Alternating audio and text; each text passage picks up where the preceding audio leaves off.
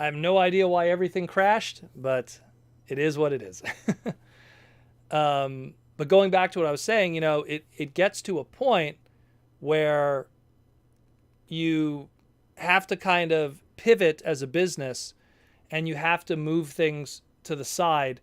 And what happened essentially with, the big V hitting the world and everything, Hasbro had to move everything around, and Buzzworthy Bumblebee, which was right in the heart of all of that, who knows? Who knows like what would have happened if we didn't end up with this kind of situation, how different in a lot of ways everything would have been, But we shall see. We shall see. Like there's so much stuff that I'm sure was put on the back burner from Hasbro, and ultimately in the end we're gonna see probably when we get out of this. Like there's probably so much stuff. Like again, first of all, Rise of the Beast, supposed to be 2022, now 2023. But I'm pretty sure there was a lot of stuff. I'm pretty sure all the TV series is. I'm pretty sure all the stuff in relation to the movie stuff, like BotBots being delayed, what's happening with that new Netflix series, Nickelodeon series, all that kind of stuff. I'm pretty sure we're gonna learn more about that in the future. I'm pretty sure. You know what I think it was? I think my computer just like it couldn't handle it anymore. It crashed. It's time for me to upgrade, man. I need to upgrade to a new PC. You know what's funny? Like I was working on my video game room, and I was doing like the setup and stuff for it, and I was going like, oh man, one day I'd love to do a stream with you guys from the video game room, and we'll have like some video game stuff playing in the background. We'll have like a cool background of the video game stuff one day in the future. But I think what I'm gonna do is I want to invest into a new system. I'm gonna invest in a new system and everything, and get everything up to date, get everything nice and powerful, and do some good stuff. I think I have to update everything. Like everything's like, this is a dinosaur system that we're literally getting by on here. MediaMax Proto, you're old. Yes, I am. I'm in my mid to late 30s. You're old. How do you feel about the Bill Cosby? I'm not going to talk about Bill Cosby. You know what? I was never a fan of him.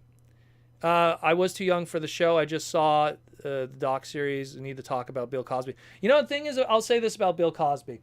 I'm a big stand-up fan. I always love stand-up comedy. Huge on that. Comedy is my favorite genre of anything. That's why I love The Tick. And I never liked Bill Cosby. Didn't like his TV show. I think the only thing Bill Cosby I could associate with even me growing up was he used to do a show called Picture Pages, where he used to like draw and stuff. I think it was called Picture Pages.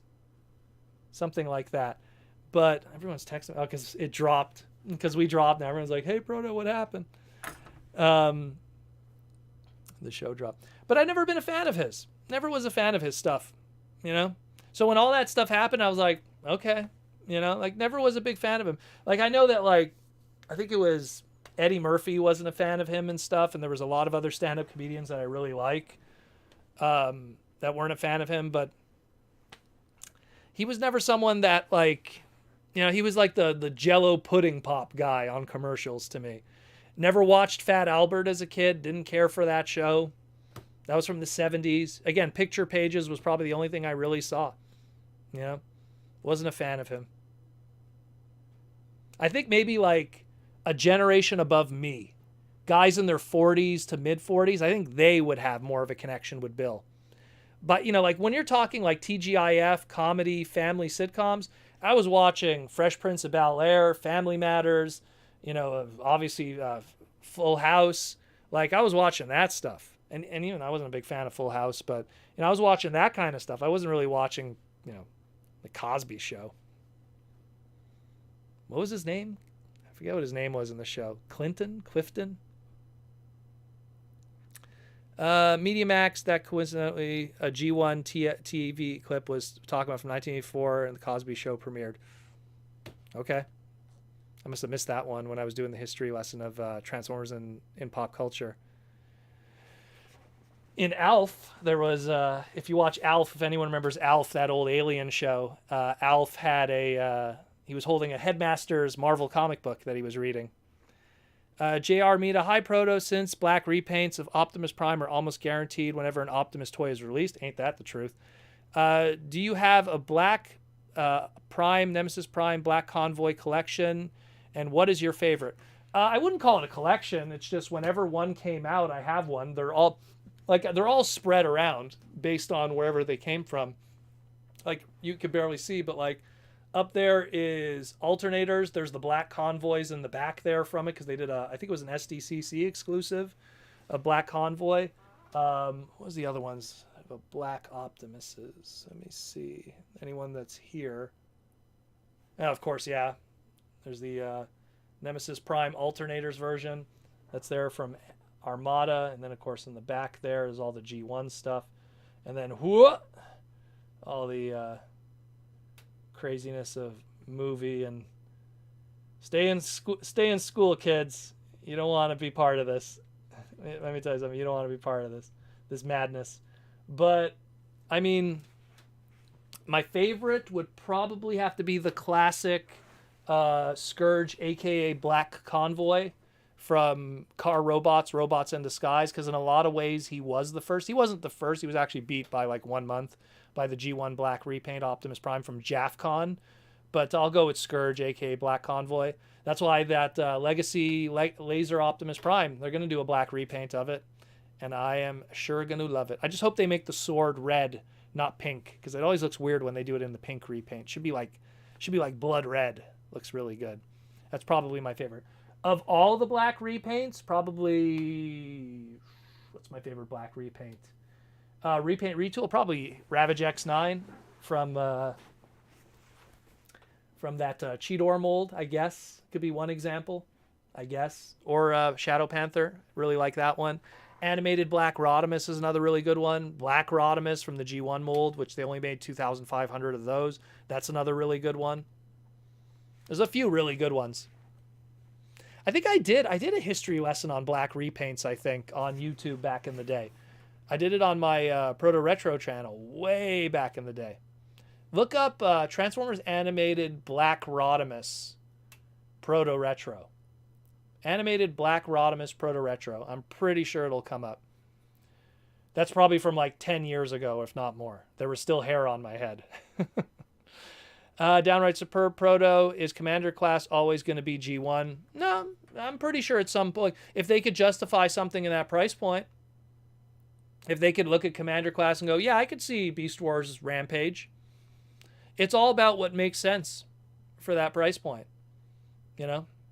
What's the theme? What's the flavor? If they do something that's all Armada, look, supposedly our Commander class coming up is going to be a non-G1 character.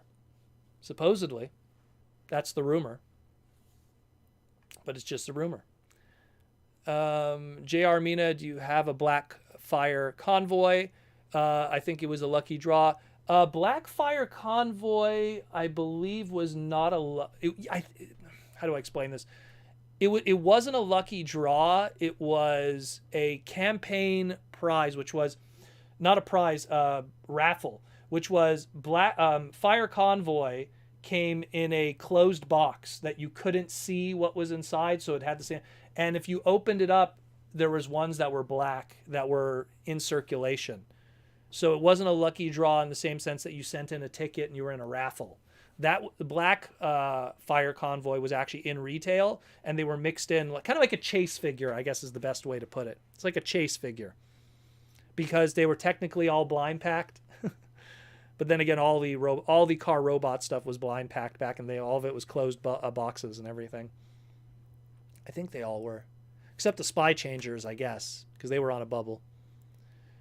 Proto, do you know any TF trademarks that Hasbro let lapse?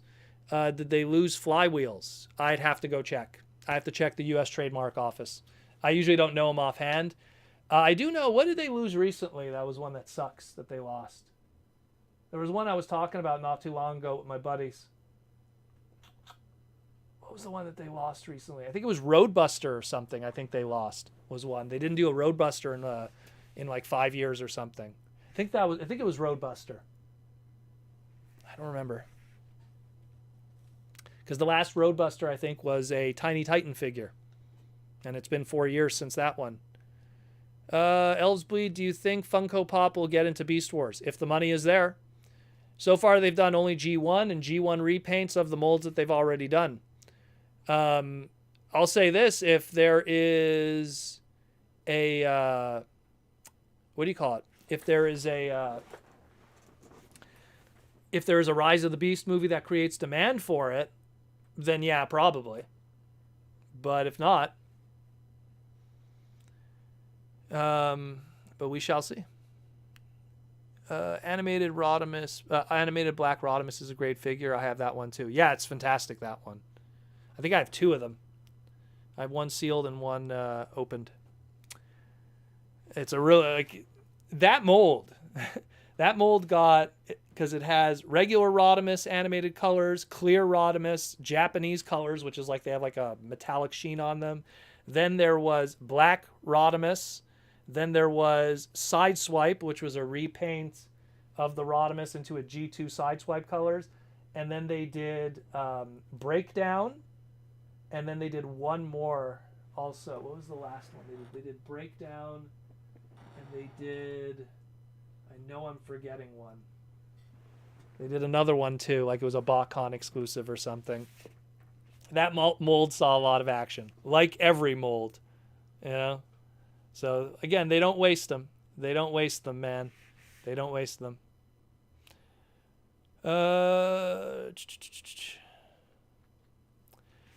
For someone's asking, Patreon donors don't get the green name. The green name is for YouTube members, which give you the opportunity to ask as many questions as you want.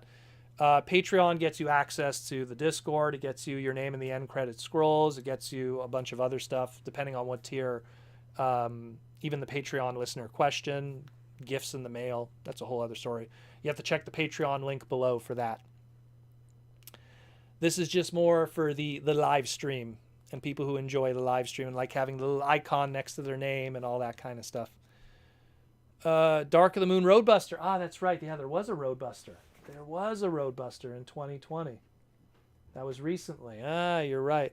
I don't remember which one it was. I remember we were talking about it. It was, I remember because we were talking about Tiny Titans and how that, because that line existed just for trademarks, and how a lot of those like that they used for the trademarks, then they were just like they let them lapse. Still can't believe that they were too cowardly to go all the way for Beast Wars movie. There's so much great story and characters. I love Beast Wars. I would watch an entire movie that is just Protoform X and Depth Charge. Well, you know what? The sad truth of it is that, you know, Beast Wars, when it came out in the 90s, was very hot. It was a very hot property. And then after Beast Wars was over, Beast Machines, it went the opposite direction. Went the complete opposite direction. It just went straight in the toilet, you know? Like, no one was buying the toys, which was a huge reflection on retail, because retail was pissed how bad, they call it the blue boxes, which was all the Beast Machine stuff. All that Beast Machine stuff did not sell well. It scared retailers. They didn't want to deal with it. And as a result, what ended up happening was it left a sour taste for a lot of fans of Beast Wars fans, combined with the fact that exactly the same time when Beast Machines came out, so did Pokemon. And Pokemon just took all the attention away from Beast Wars. If anyone cared about Transformers at that point, in 95, 96, 97, 98, and 99, push the brakes, Pokemon. Pokemon. Everyone abandoned ship and got on the Pokemon train of that age demo. So the sad thing is a lot of those kids today that should be the demographic that is screaming for Beast Wars stuff, a huge chunk of them, they grew up with Beast Wars, but Pokemon became their life, and they're watching Pokemon YouTubers, they're buying Pokemon trading cards, they're, you know, buying Pokemon video games. That became their lifestyle brand, as they call it. Everyone has this one brand that affects them in their life in a way, and it becomes that nostalgic brand for them for the rest of their life, that they will buy a Funko Pop of, even if they're a casual toy collector. And Pokemon literally came on the heels of Beast Machines and just took away all that attention. and in a lot of ways kind of messed up a lot of Beast Wars fan base, because a lot of those 90s kids, when they think about what was this big encompassing big part of their childhood, it was Pikachu. It was, who's going to be my starter? Is it going to be Charmander, Bulbasaur, Squirtle? You know, do you have red and blue? You know, do you want to trade so my Gengar could evolve? Like, that was so much more a bigger part of their childhood than 3 seasons of a cartoon, some mediocre video games that were available at the time, which they were not that great, the Beast Wars games that were available at the time. The fighting game wasn't too bad, but it came so late in the lifespan of the brand. So that had a lot to do with, I feel, Beast Wars momentum going forward. Beast Machines went pleh. You know, Robots in Disguise, even though the toys were great, it didn't get enough attention on Fox Kids for people to be interested in the brand. And it really was Transformers Armada using a little bit of that Pokemon flavor, catch the little cheap price point mini cons to bring back the brand. And it's no surprise that the Unicron trilogy had to do what Pokemon was doing in order to kind of find an interest. Small little price points, collect the mini cons. They attach power up, power fantasy, power play. You know, Pokemon, the reason why it was so successful was it took the audience member and self-inserted it into that world where you were a Pokemon trainer. You had a Pokemon. You had your favorite Pokemon. You leveled up that Pokemon. And when you were going along with Ash's journey, you were always self-reflecting of what you would have done in that moment because you played the game, you had your team of 6, and you were able to reflect with that. There's a deeper psychological thing that went on with Pokemon that took away from the Transformers brand in the 90s with the insane success that Beast Wars had. Beast Wars was the #1 selling boys' toy in 1998. It outsold the N64 that was holding it firm, for sure. Which video games were holding it firm every year for Toys R Us and everything for years. So there's something to be said there that was just, it was, you know, it was, the nostalgia is there, but it's not as strong because Pokemon took that away. It's kind of like how with 80s kids, there's more 80s kids that love Transformers than there is 80s kids that love Thundercats, Silverhawks. Let me think of the more like B-list kind of lines, you know, Inhumanoids, Visionaries, Cops, because all of those ones were pretty popular, but then there was those huge brands that just hovered above the G.I. Joe and Transformers and He-Man that just took away all that attention. And of course, He-Man took a dive in 87 anyways, and Transformers was able to survive a little bit past He-Man's dive, and G.I. Joe had an older audience that were comic book readers. It's all stuff we've discussed in the past, but it's a deeper discussion in a lot of ways. It really is. There's a lot to discuss there. There's a lot. That's more toy business and understanding the customer and unpacking the psychological effects of long-term timing when it comes to product hitting market and completely engulfing another product in that market and making that product obsolete. You know, a lot of times, you know, people look at Digimon, like there's hardcore Digimon fans, and then there's casual fans that are like, oh, wasn't that like the GoBots of Pokemon that don't really understand the separation of the two? Like, anyone who was around in that like late 90s, early 2000s bubble and the shift that was happening where anime was becoming more a thing because it was easier to import and it was cheaper to import. It was a lot easier to take pre-existing animation, doing some dubbing, doing some localization and putting it out there, taking pre-existing toys, cleaning them up for let's say local, toy laws and stuff like that and safety laws, putting some brand new packages and putting it out there. You know, there's a lot to be said about that market and everything that went on back then. Voltron's another, thank you. You know, Voltron, like there's so many of those that I mean, and the 90s was filled with it too. You know, like Ninja Turtles. Ninja Turtles was a worldwide phenomenon between 1988 and 1992. It was like a phenomenon, an absolute phenomenon. And during that bubble, You had Street Sharks, Cowboys of Moo Mesa. I'm forgetting some other of the pretenders of stuff like of it too, but no one really remember those as much. Trevor Stasic wants to know for $5 on the super chat. Thank you, Trevor. Hi, Proto. What revenue you think Rise of the Beast will need to make in order for another live action sequel to be greenlit? Is live action Netflix a possibility? Live action Netflix is a possibility, but it's lower budget. So you have to understand these Michael Bay movies before were ridiculously expensive to make. You look at budgets that are sometimes 300 million, 400 million, and you go like, oh boy, like they're expensive movies. Now, granted, the budget gets offset because they'll have Stanley Tucci drinking a milk soy drink in shot of Age of Extinction, and that's clearly a product shot by that company that's supplementing some of the cost of the movie. And there's a ton of those in there. Just go back and watch the first Transformers live action movie, the 2007 one. Burger King has a huge presence. Coca-Cola has a huge presence. So they find ways to supplement that cost, but it still is expensive initially before you get those, little backers behind the scenes putting subliminal messages in the background of these movies. But it's something that the way I see it is we don't know how much it's going to cost, Rise of the Beast, but they said it's going to be a big budget Hollywood movie. It's not going to be like the Bumblebee movie that was a little more niche. So because it's going to be a big budget Hollywood movie, I'm going to estimate 300 million, 400 million is the estimated cost of production. And then after that, depending on how much they put into advertising, because advertising is a big part of it too. It costs a lot of money to do advertising, and that cuts into it. It's going to have to make, $500 million. It's going to have to make $500 million to break even.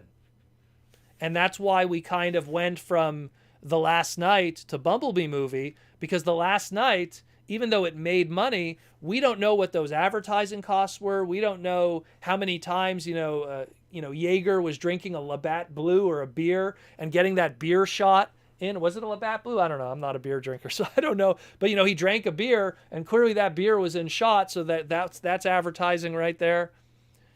Who knows? But yeah, I hope that kind of... But going into Netflix, though, Netflix is too cheap. Netflix is too budget. I would not want a live-action movie that was Netflix. I would not want... in the same way how, look at our animated Netflix exclusive stuff and how low budget it is and how cheaply it's made and how they don't use union workers. I wouldn't want it to be a Netflix thing. It wouldn't be good. It would not be good. Mike Rosen, Proto, do you think we will get a Rise of the Beast movie trailer for the Super Bowl?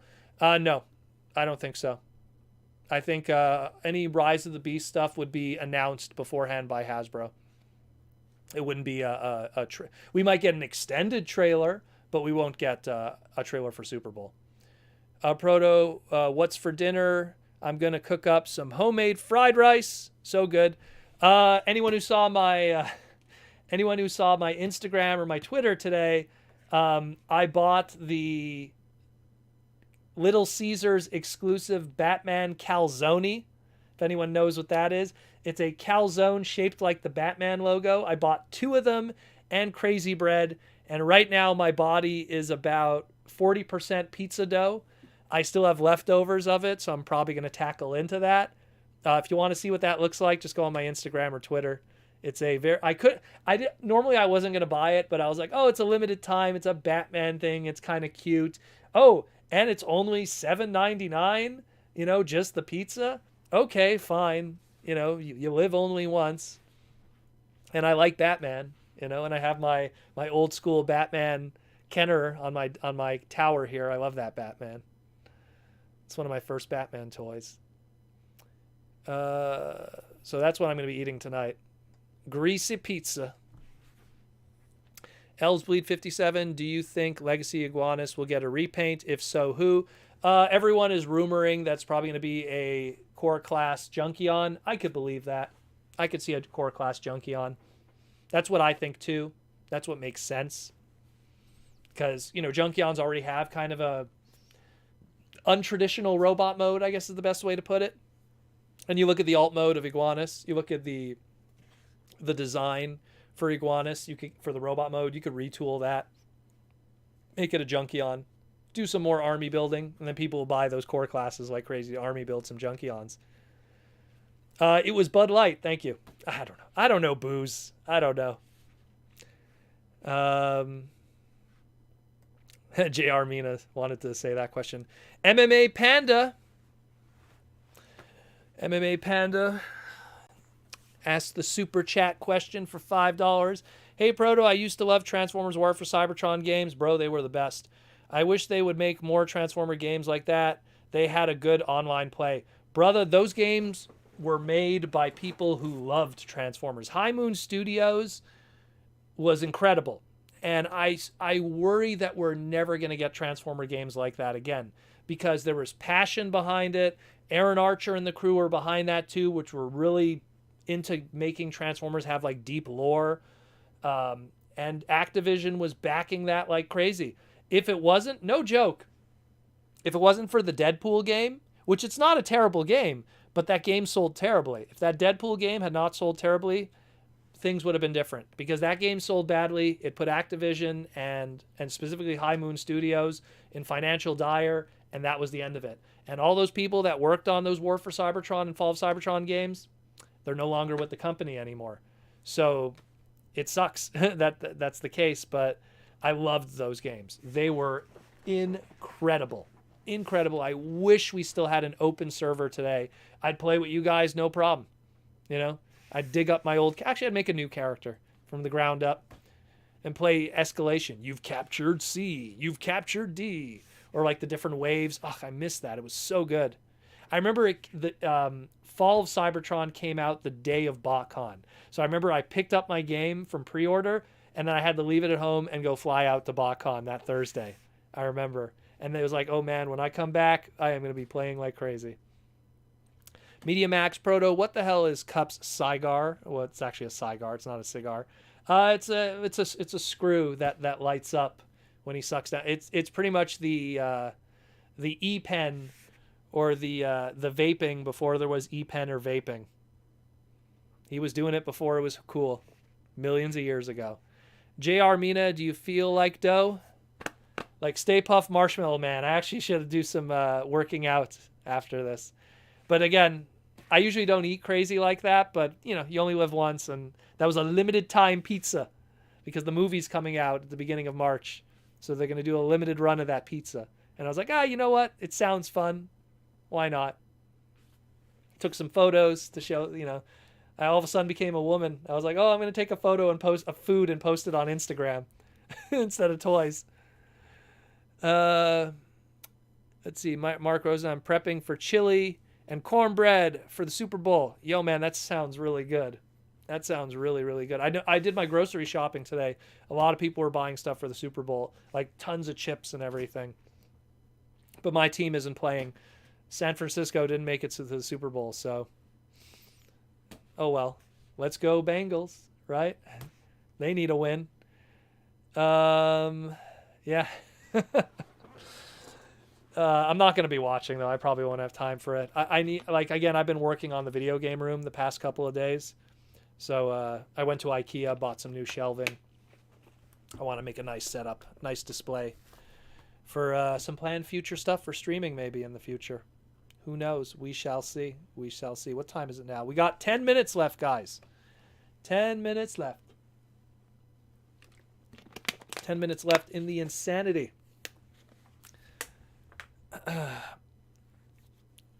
But I think the Bengals will win. I think they will. Media Max, I became a woman taking food pics. Wow, you're misogynist. I'm not misogynist. You know what? Everyone's always looking for trouble on the internet. But you can't cancel me. You know why? Because I don't care. You can try to cancel me all you want, but to quote Dave Chappelle, Twitter is not a real thing, and neither are the people on it. And that's the truth. And let me tell you something.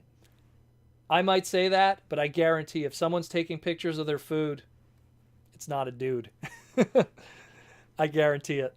Do you know how many times I've went out with people and we couldn't touch the food until photos were taken?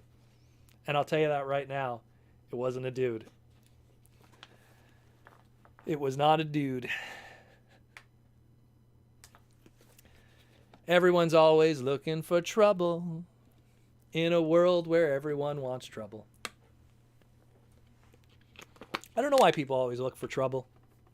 Are they unhappy with themselves? Life is amazing. Life is super amazing. It's such a cool, amazing world we live in. Yeah, sure, we have the craziness that's going on, but otherwise the world is amazing. You know? I don't know why people always are looking to cancel someone or do some crazy stuff. That's why, like, even like the Bill Cosby thing, it's just like, you know, it's like, it's not my business. Whatever happened with him, that's his thing with his stuff. I'm not going to give my opinion.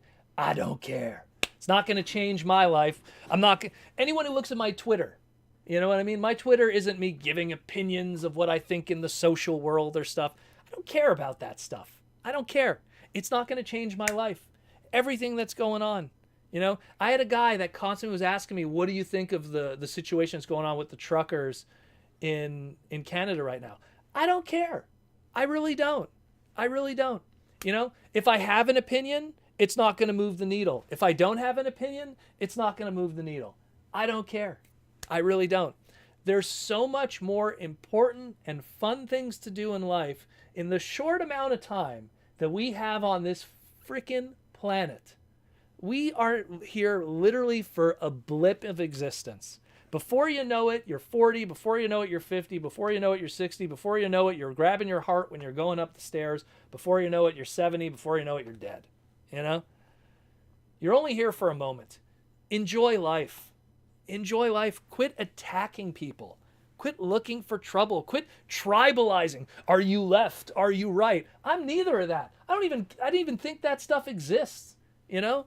Who cares? Who cares? You know? It's all stupid. It's all a waste of time. You know?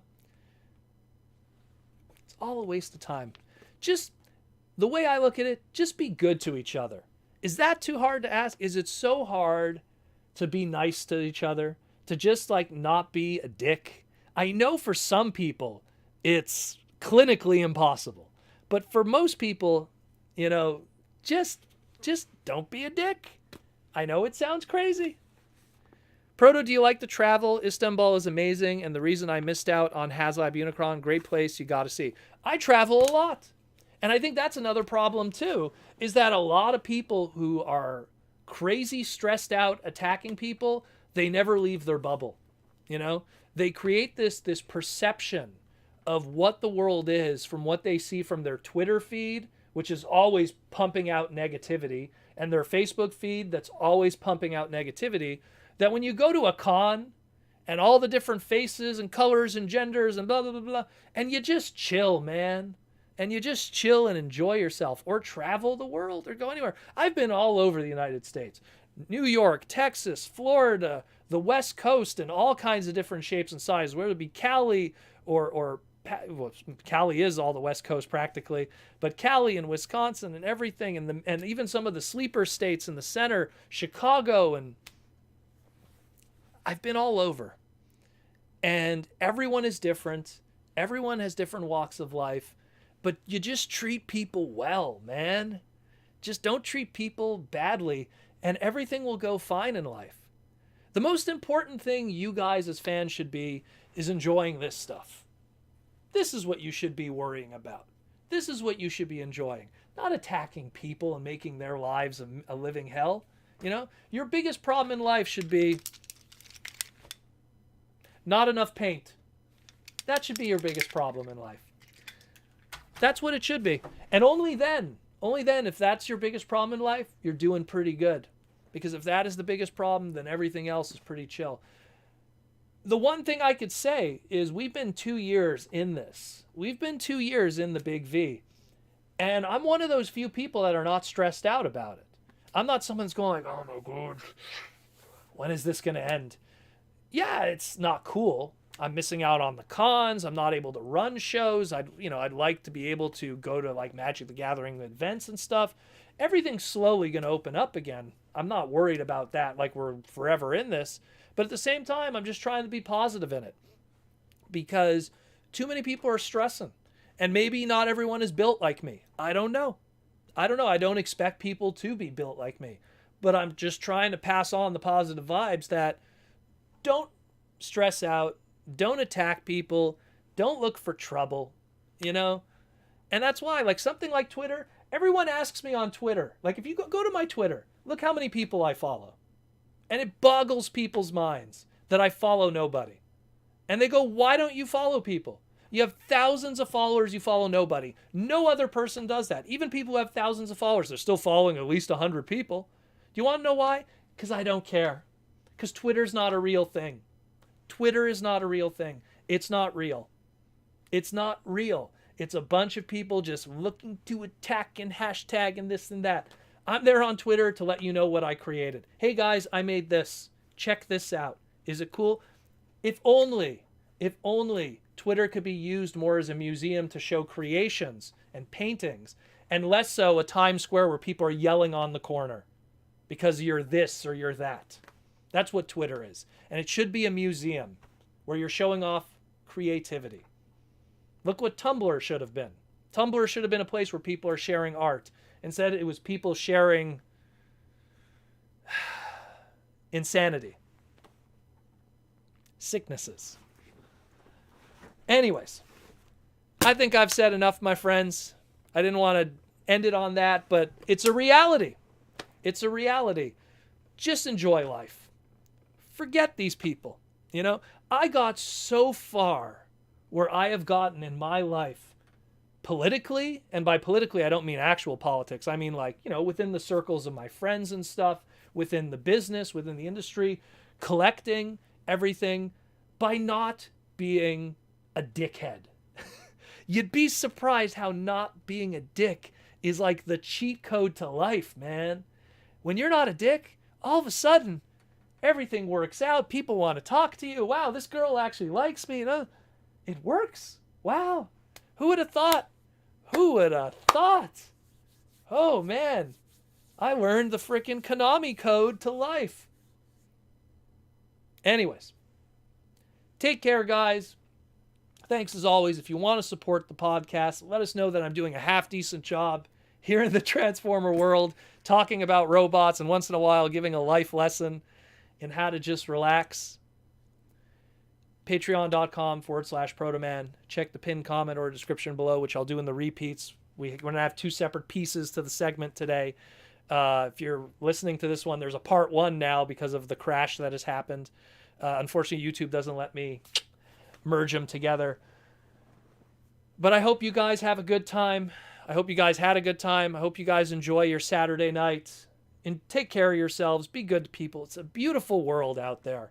It really is. Even in winter here in Canada, it's a beautiful world. I go out there 7 a.m. in the morning before work, and I enjoy that fresh air. You know, it's a beautiful world out there. Enjoy yourself. Take care of yourself and your loved ones. And as always, like I say, my friends, roll out.